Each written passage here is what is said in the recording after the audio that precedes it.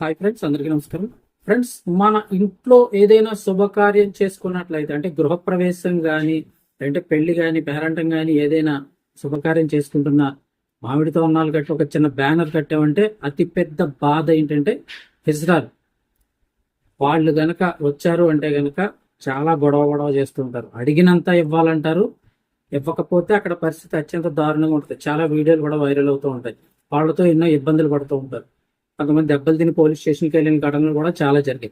అంటే అందరూ అలా ఉండకపోయినప్పటికీ కూడా కొంతమంది హిజ్రాల ముసుగులో వచ్చి మరింత దారుణాలు కూడా చేస్తూ ఉంటారు.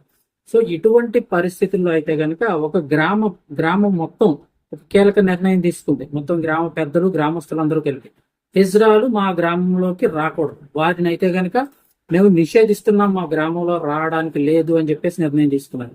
ఎక్కడంటే నిజామాబాద్ జిల్లాలోని భీమ్గల్ మండలానికి సంబంధించి బడా భీమ్గల్ గ్రామం అయితే ఉంది. ఆ గ్రామ పెద్దలు గ్రామస్తులు అందరూ కలిసి ఎట్టి పరిస్థితుల్లోనూ మా ఊర్లోకి అయితే హిజ్రాల్ అనే వాళ్ళు ప్రవేశం లేదు హిజ్రాల్కి అని చెప్పి క్లియర్ గా బోర్డు కూడా పెట్టేస్తున్నారు.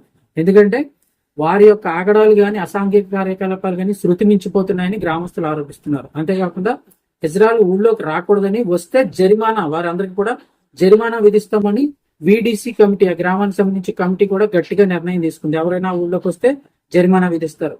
ఎందుకు అని చూస్తే ఇటీవల కాలంలో తెలుగు రాష్ట్రాల్లో శుభకార్యాల సమయంలో హిజ్రాల వేధింపులు పెరిగిపోవడంతో పలు చోట్ల ఎలాంటి నిరసనలు వ్యక్తమవుతున్నాయి. రీసెంట్ గా కూడా కొన్ని ఘటనలు జరిగే, ఒక ఆయన అయితే కనుక కొట్టడం జరిగింది, తలకు చోట చాలా గాయాలయ్యాయి అని పోలీస్ స్టేషన్కి వెళ్ళారు.